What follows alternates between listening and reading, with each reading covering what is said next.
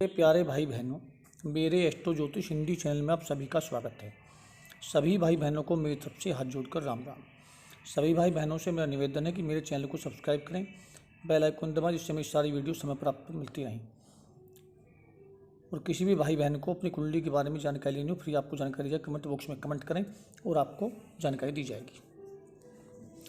देखिए, 17 फरवरी 2022 को राहु और केतु का गोचर यानी कि राशि परिवर्तन कर चुके हैं। राहु मेष राशि में आ गए हैं वृष राशि छोड़कर, और केतु वृश्चिक राशि को छोड़कर तुला राशि में आ गए हैं।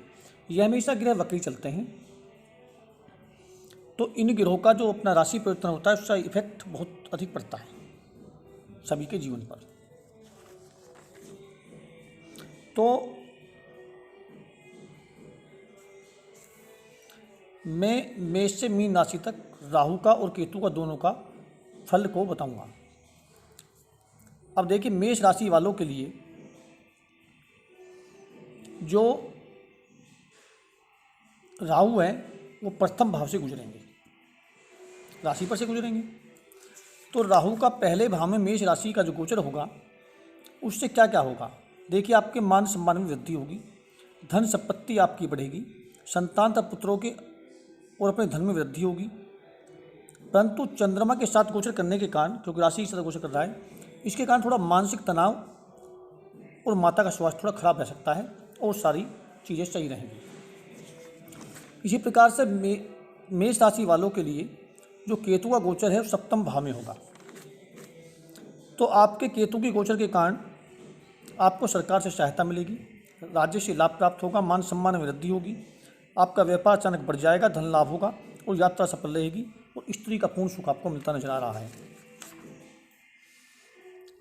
लेकिन कभी कभी केतु के गोचर करने के कारण कभी भी अपने पत्नी में या साझेदार से थोड़ी घनी दिक्कत पैदा हो, तो उसके लिए, और राहु से संबंधित कोई दिक्कत हो, तो आपको उपाय सभी राशियों के लिए मैं लास्ट में बताऊंगा। इसी प्रकार से मेष राशि वालों के लिए हो गया। अब वृषभ राशि वालों के लिए, वृषभ राशि वालों के लिए जो राहु है वो यानी कि द्वादश भाव में गोचर कर रहे हैं। तो द्वादश भाव में थोड़ा सा आपको अधिक व्यय करना पड़ेगा, खर्च करना पड़ेगा, यानी कि अधिक व्यय होगा आपका। भूमि भवन के सुख में थोड़ी कमी आ सकती है, थोड़ी सुख में कमी आएगी, और माता के स्वास्थ्य के प्रति चिंता रह सकती है, और जंतुओं द्वारा कष्ट हो सकता है। इसी प्रकार से मेष राशि वालों के लिए, जो वृषभ राशि वालों के लिए जो केतु का गोचर होगा वो छठे भाव में होगा। तो केतु के कारण आपको धन प्राप्ति होगी, शत्रु आपके बढ़ेंगे लेकिन वो खत्म भी हो जाएंगे, धन थोड़ा अधिक खर्च होगा, कार्यों में विघ्न बाधाएं भी आएंगी, परिश्रम का फल जो है पूर्ण नहीं मिल पाएगा, आंखों में कष्ट संबंधी हो सकता है। इसी प्रकार से मिथुन राशि वालों के लिए राहु का गोचर एकादश भाव में होगा। तो आपके एकादश भाव में राहु शुभ कार्यों में आपकी प्रवृत्ति बढ़ेगी, सौभाग्य में आपको वृद्धि करेगा, दान पुण्य में आपकी रुचि बढ़ेगी, मित्रों से थोड़ी हानि हो सकती है, पुत्रों को कष्ट हो सकता है, परंतु यह पिता के लिए तंत्र थोड़ा अशुभ रहेगा। लेकिन राहु यहाँ पर अचानक लाभ या हानि दे सकता है। इसी प्रकार से केतु का मिथुन राशि वालों के लिए पंचम भाव में गोचर करेंगे, तो आपको थोड़ी संतानों को कष्ट होता नजर आ रहा है, पुत्रों से परेशानी हो सकती है, भाग्य में हानि होगी, धन का विनाश हो सकता है, कार्य थोड़े असफल रह सकते हैं। इसी प्रकार से कर्क राशि वालों के लिए राहु का गोचर दशम भाव में होगा। तो आपको सामान्य फल मिलेगा, कार्यों परिश्रम से सफलता मिलेगी, मान में अचानक वृद्धि होगी, अक्षमा शत्रु प्रबल हो सकते हैं परंतु वो खत्म भी हो जाएंगे, दान पुण्य करने को आपका मन बढ़ेगा, तीर्थों में स्नानों की प्राप्ति होती नजर आ रही है। इसी प्रकार से केतु का चतुर्थ भाव में गोचर होगा कर्क राशि वालों के लिए। तो आपके सुखों में वृद्धि होगी, मान सम्मान बढ़ेगा, अचानक भूमि या प्लाट की प्राप्ति हो सकती है, शुभ कार्यों में प्रवृत्ति बढ़ेगी, तीर्थ यात्रा तीर्थ स्नान हो सकता है। इसी प्रकार से सिंह राशि वालों के लिए राहु का गोचर नवम भाव में होगा। तो आपका नवम भाव में अचानक लाभ प्राप्त होगा, मित्रों से हर्ष और सहयोग मिलेगा, सहायता मिलेगी, परंतु थोड़ी सी मानसिक बेचैनी बढ़ी रहेगी। इसी प्रकार से केतु का तृतीय भाव में गोचर होगा सिंह राशि वालों के लिए, तो आपको अकस्मात यात्रा आपकी होगी, भाग्य में वृद्धि होगी, मित्रों सहयोग के छोटे भाई बहनों से लाभ मिलेगा, सहायता मिलेगी, शत्रु आपके परास्त होंगे, पराक्रम आपका बड़ा चढ़ा रहेगा। इसी प्रकार से कन्या राशि वालों के लिए अष्टम भाव में राहु गोचर करेंगे, तो आपको राहु यहाँ पर अशुभ और शुभ दोनों परिणाम देंगे, मिश्रित परिणाम देंगे। धन लाभ देंगे तो साथ साथ रोग भी उत्पन्न करेंगे। विदेश यात्रा की प्रबल संभावना बनी रहेगी, आध्यात्मिक आपका रुझान बड़ा चढ़ा रहेगा। इसी प्रकार से केतु आपके दूसरे भाव में गोचर करेंगे यहाँ कन्या राशि वालों के लिए, तो आपके लिए यहाँ पर द्वितीय भाव में जो है अचानक धन की वृद्धि होगी, परंतु परिवार में थोड़ी उथल पुथल रह सकती है और आंखों के रोग परेशान कर सकते हैं। वाणी पर कंट्रोल रखें, वाणी थोड़ी खराब हो सकती है। इसी प्रकार से तुला राशि वालों के लिए राहु सप्तम भाव में गोचर करेंगे, आपको क्रियाशील बनाएंगे, आपको यात्राओं से सरकार से और लाभ होगा, यात्राओं से लाभ होगा, लाभ खुशी प्राप्त होगी, व्यापार में आपका वृद्धि होगी, मित्रों से सहायता मिलेगी, परंतु मन में थोड़ी अशांति रह सकती है। आपको थोड़ा पित्तदोष या वायु विकार के कारण थोड़ी संभावना रोग की हो सकती है। इसी प्रकार से केतु का गोचर जो होगा वो प्रथम भाव में होगा तुला राशि वालों के लिए, तो आपका मान सम्मान में वृद्धि होगी, धन लाभ होगा और पुत्रों एवं संतान का भाग्य उदय होगा।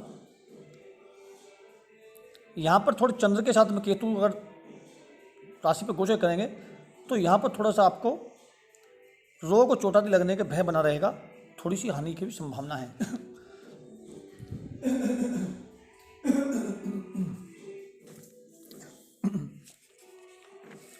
इसी प्रकार से वृश्चिक राशि वालों के लिए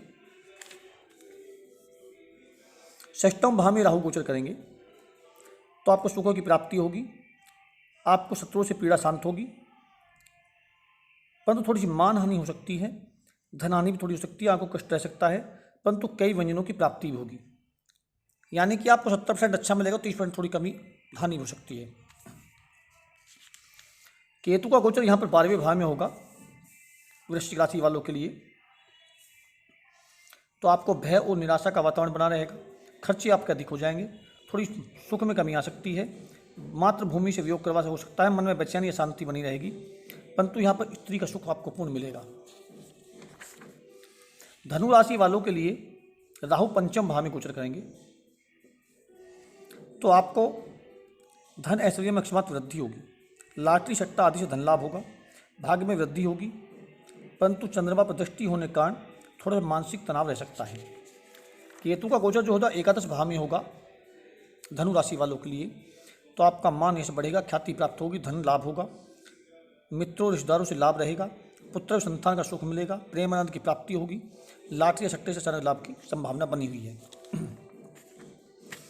इसी प्रकार से मकर राशि वालों को चतुर्थ भाव में राहु गोचर करेंगे, तो यहाँ पर जो है थोड़ा सा आपको सुख में कमी आएगी, अपने का व्यवहार पराया जैसा हो जाएगा, माता के सुख में कमी होगी, गृह सुख में आपको कमी आएगी, संबंधियों से कोई सहायता नहीं मिलेगी, घर आपको बदलना पड़ सकता है, घर से बाहर रहना पड़ सकता है, उधर विकार उत्पन्न हो सकते हैं, मानसिक परेशानी रह सकती है, इस प्रकार की दिक्कतें आपको आएंगी। केतु का गोचर जो होगा दशम भाव में होगा मकर राशि वालों के लिए, तो आपको यहाँ पर थोड़ा सा दुख और परेशानी नजर आ रही है, हानि भी हो सकती है, परिश्रम का फल नहीं मिल पाएगा, कार्यों में सफलता नजर आ रही है, आपके प्रभाव में थोड़ी कमी आ जाएगी, मन में अशांति और बेचैनी बढ़ सकती है और कार्यस्थान में बदलाव या परिवर्तन की संभावना बनी हुई है।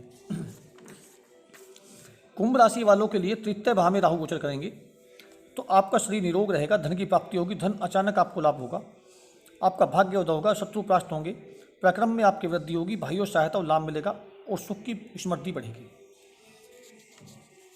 इसी प्रकार से केतु वालों के, कुंभ राशि वालों के आपके नवम भाव में ये गोचर करेंगे, तो आपको लंबी यात्रा, आपको तीर्थ यात्रा लंबी होंगी, यानी कि आपके आध्यात्मिक यात्राएं बहुत होंगी, आध्यात्मिक रुझान बहुत बढ़ेगा, अचानक भाग्य में वृद्धि होगी, मित्रों से लाभ मिलेगा, संतान का भाग्य उदय होगा, पुत्रों के भाग्य में वृद्धि होगी, मान सम्मान की पूर्ण प्राप्ति होती नजर आ रही है। इसी प्रकार से मीन राशि वालों के लिए राहु दूसरे भाव में गोचर कर रहे हैं, तो जो दूसरे भाव में राहु गोचर करेंगे तो आपको अक्षमा ढंग से आपके धन हानि या कुटुंब में विरोध होगा। विद्या में बाधा, हलचल और रुकावट होगी। शत्रुओं में वृद्धि बढ़ेगी, शत्रु परेशान करेंगे, आंखों की पीड़ा परेशान करेगी, खर्चे अधिक हो जाएंगे, निर्धनता आपको महसूस होने लगेगी। केतु आपके अष्टम भाव में गोचर करेंगे मीन राशि वालों के लिए। तो जब अष्टम भाव में केतु आते हैं तो भय, हानि और पीड़ा देते हैं।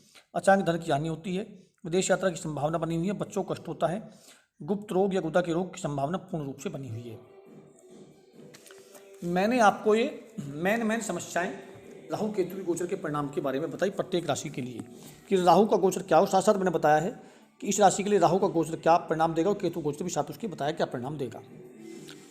देखिए, राहु केतु अगर कहीं पर किसी को पीड़ा दे रहे हैं, देखिए गोचर क्या है। एक गोचर जब आपकी कुंडली, जो मूल रूप की कुंडली होती है, जिस समय बच्चा पैदा होता है उस कुंडली में कुंडली होती है, उस समय आपका राहु कुंडली में कैसा है इसके ऊपर डिपेंड करता है।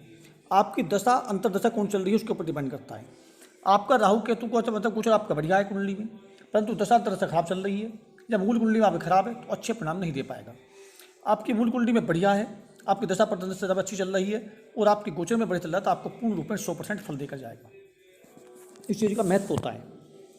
तो अब मैं आपको उपाय की तरफ ले जा रहा हूँ कि उपाय क्या करना चाहिए। देखिए, आपको गणेश अथर्वशीर्ष का पाठ करें केतु को शांत करने के लिए। गणेश अथर्वशीर्ष का पाठ करेंगे रोजाना एक बार तो आपके केतु शांत हो जाएंगे। और राहु को शांत करने के लिए आपको शिव की उपासना करनी चाहिए या फिर दुर्गा माता की उपासना करनी चाहिए।